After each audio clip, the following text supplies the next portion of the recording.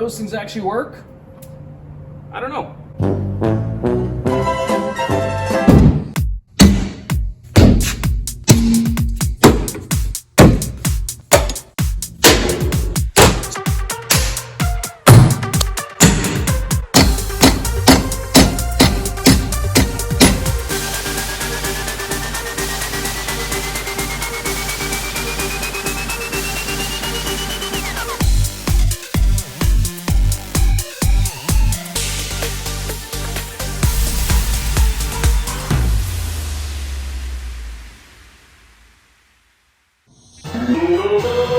So today I want to talk a little bit about torque, and more specifically torque in reference to these things, which are called torque sticks.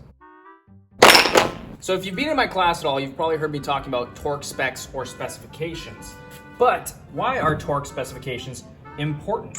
Well, to understand that, we first, of course, need to understand what torque is, and we also need to understand a little bit about material properties.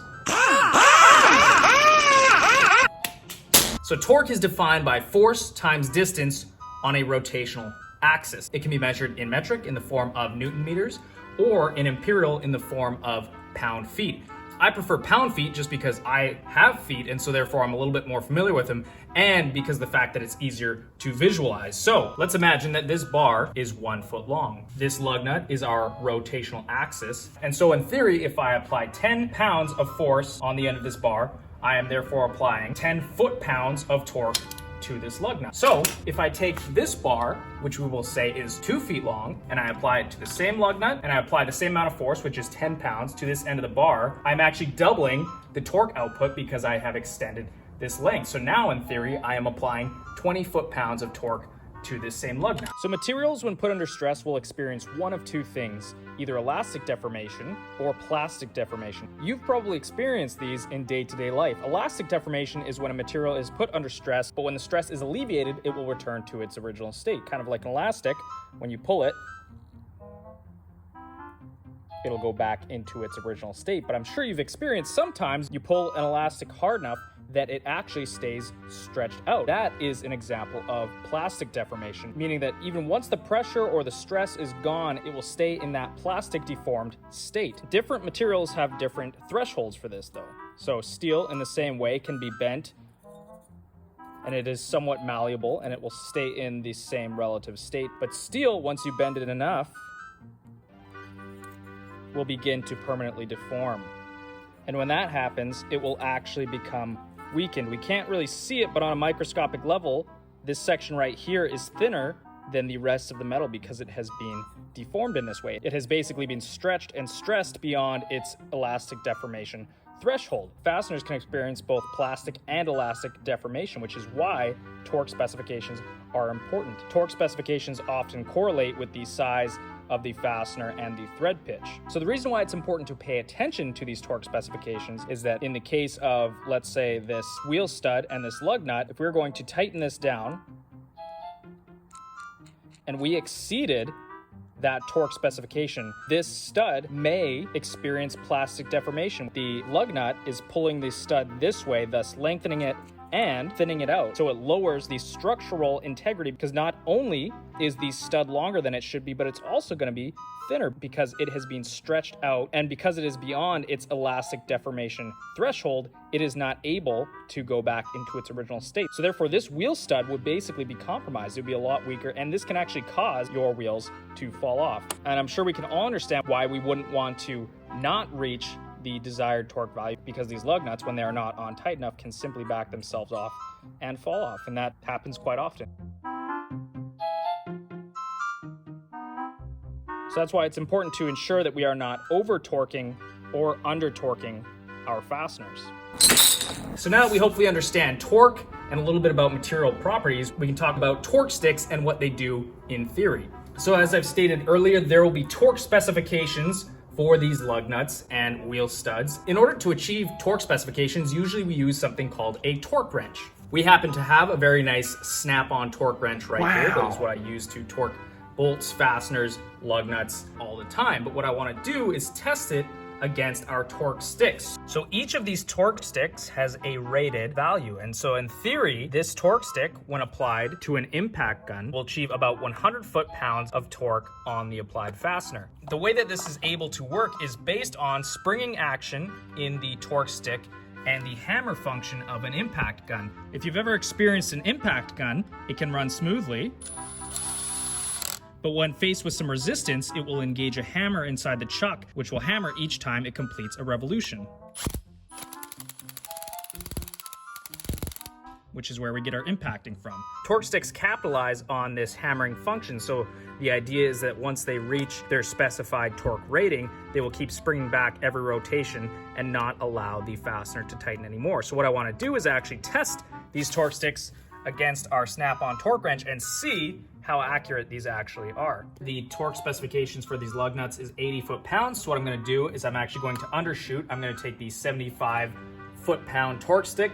I'm going to apply it to this lug nut, and then I'm going to test that torque spec with our snap-on torque wrench to see if it's accurate. This is not a completely scientific experiment. I don't know when this torque wrench was last calibrated, which they are supposed to be calibrated every once in a while, but we're gonna try it anyways and see what the results are. So the first thing I'm gonna do is use this torque stick on this lug nut, and we'll see how it goes. I wanna see if in slow motion the camera can catch what the torque stick is doing.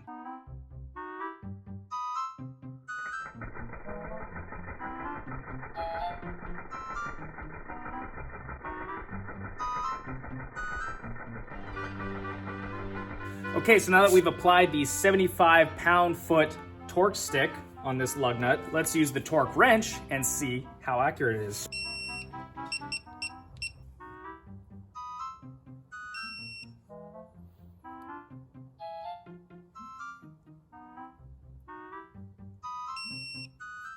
Okay, so that actually felt pretty close. So for this next one, I'm actually gonna try the 65 pound-foot torque stick, and we'll see if it's accurate.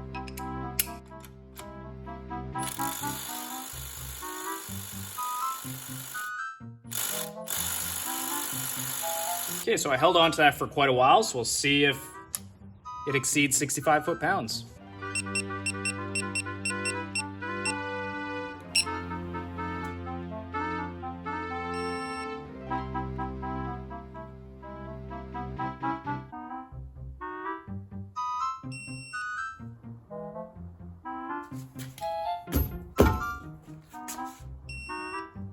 Okay, so despite the wheel chock kind of giving way, it felt somewhat close to 65 foot-pounds when this maxed out. So what I'm gonna do now is I'm gonna apply the 80 pound-foot torque stick on this hand-loose lug nut, and I'm gonna do it in slow motion. I wanna see how the drill and the torque stick interact, and then I'm gonna try and measure the torque afterwards with the torque wrench.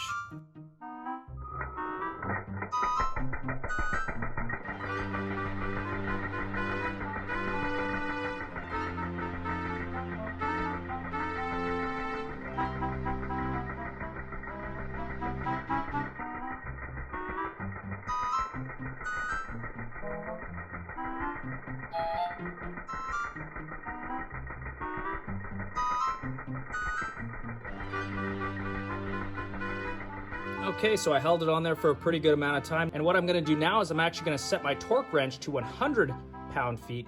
And if we hit that, then we know that that torque stick is over-tightening the lug nuts.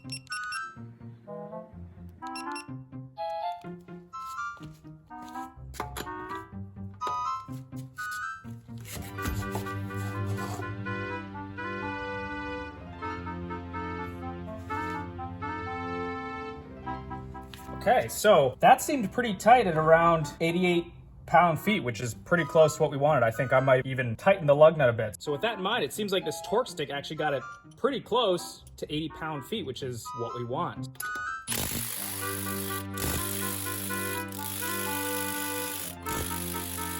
So was this a completely conclusive test?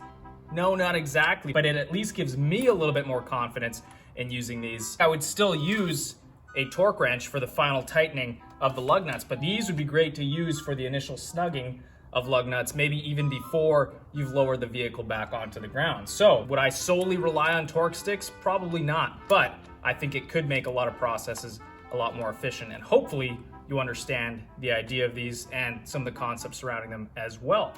And if you got any questions, you know where to find me. Wonder if you could measure fig Newton meters. Big Fig here with that great new dance, the Newton. See ya.